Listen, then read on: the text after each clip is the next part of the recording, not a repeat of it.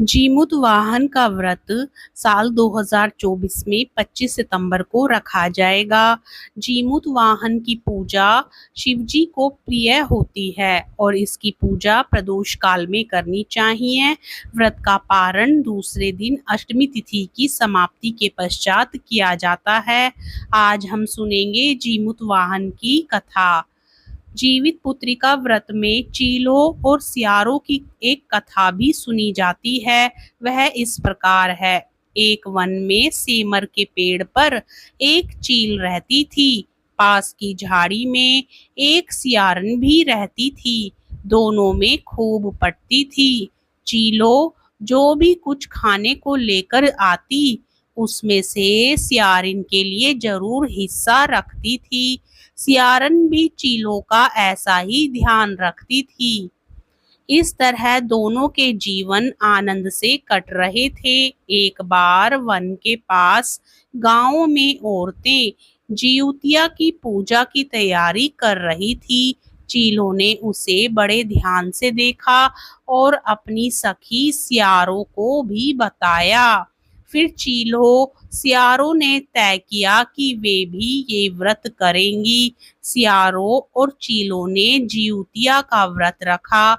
बड़ी निष्ठा और लगन से दोनों दिन भर भूखे प्यासे मंगल कामना करते। व्रत में ही रात होते ही सियारन को भूख प्यास सताने लगी। जब बर्दाश्त ना हुआ तो जंगल में जाके उसने मांस और हड्डी पेट भरकर खाया।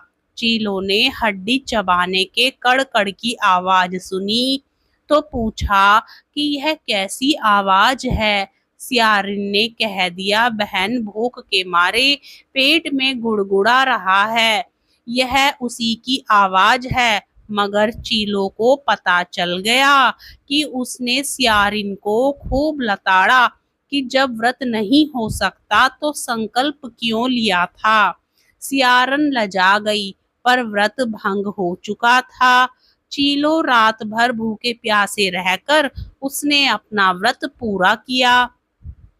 अगले जन्म में दोनों मनुष्य रूप में राजकुमारी बनकर सगी बहनें हुई। सियारन बड़ी बहन हुई और उसकी शादी एक राजकुमार से हुई। चीलो छोटी बहन हुई, उसकी शादी उसी राज्य के मंत्री पुत्र से हुई। बाद में दोनों राजा और मंत्री बने। सियारिन रानी के जो भी बच्चे होते वे मर जाते, जबकि चीलों के बच्चे स्वस्थ और हट्टे कट्टे रहते। इससे उसे जलन होती।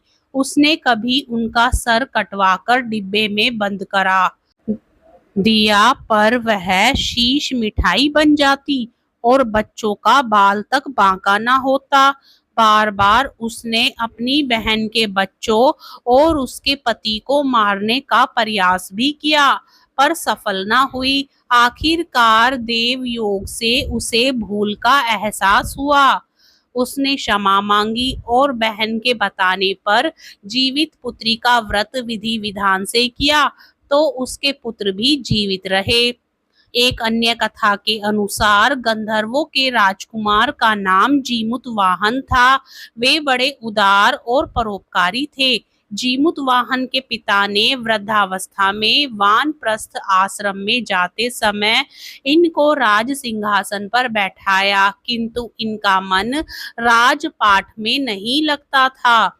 वह राज्य का भार अपने भाइयों पर छोड़कर स्वयं वन में पिता की सेवा करने चले गए।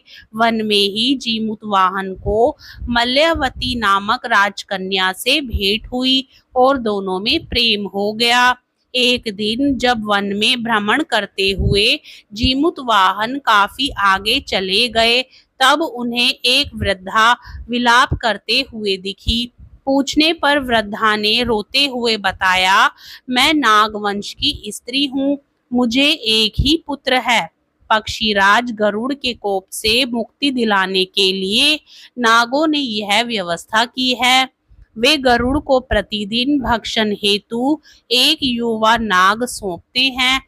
आज मेरे पुत्र शंखचूड़ की बलि का दिन है। आज मेरे पुत्र के जीवन पर संकट है और थोड़ी देर बाद मैं पुत्र विहीन हो जाऊंगी।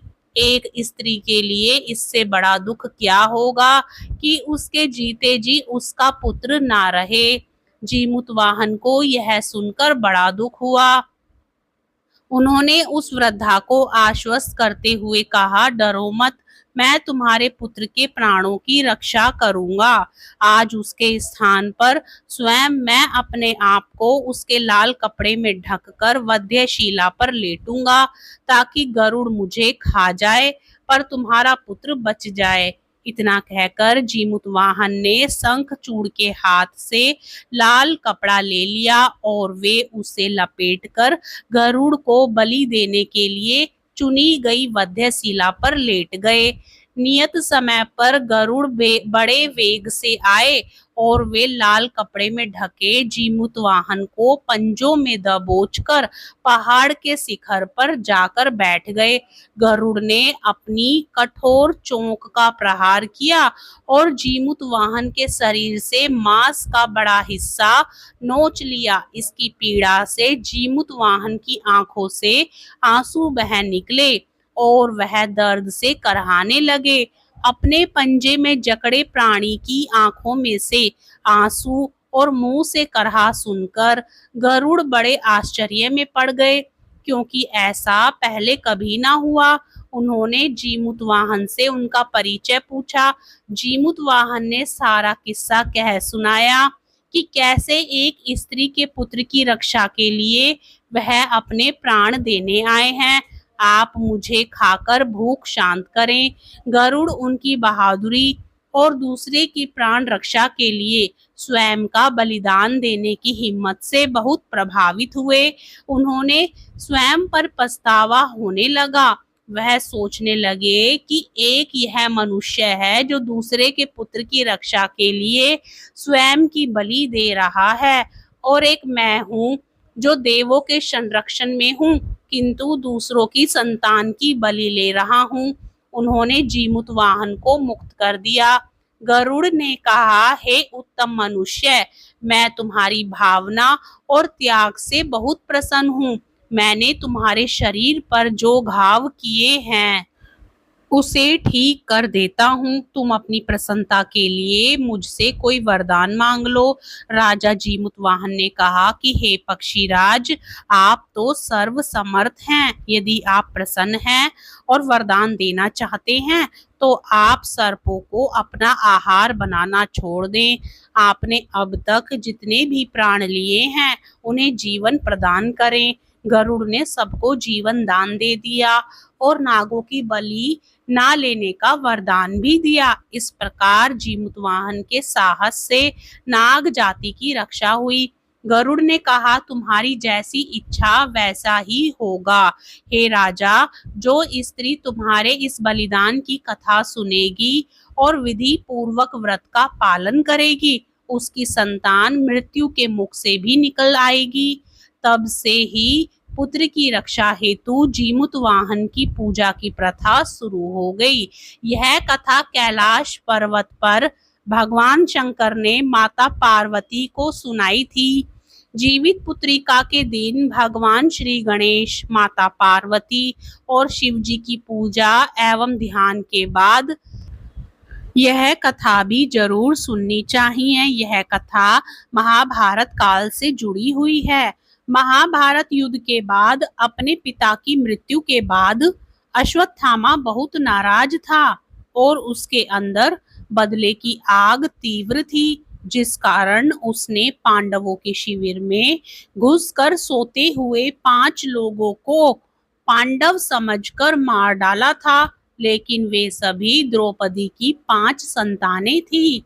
उसके इस अपराध के कारण उसे अर्जुन ने बंदी बना लिया और उसकी दिव्य मणि छीन ली, जिसके फलस्वरूप अश्वत्थामा ने उत्तरा की अजन्मी संतान को गर्भ में मारने के लिए ब्रह्मास्त्र का उपयोग किया, जिसे निष्फल करना नामुमकिन था।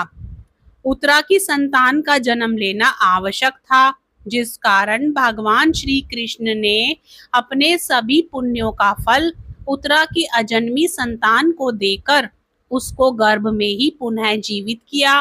गर्भ में मरकर जीवित होने के कारण उसका नाम जीवित पुत्रिका पड़ा और आगे जाकर यही राजा परीक्षित बना।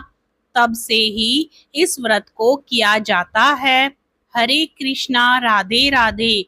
यदि आपको कथा अच्छी लगे तो लाइक जरूर करें, अपने मित्रगणों, रिश्तेदारों में शेयर करें। चैनल पर यदि नए हों तो चैनल को सब्सक्राइब भी जरूर करें। हरे कृष्णा, राधे राधे।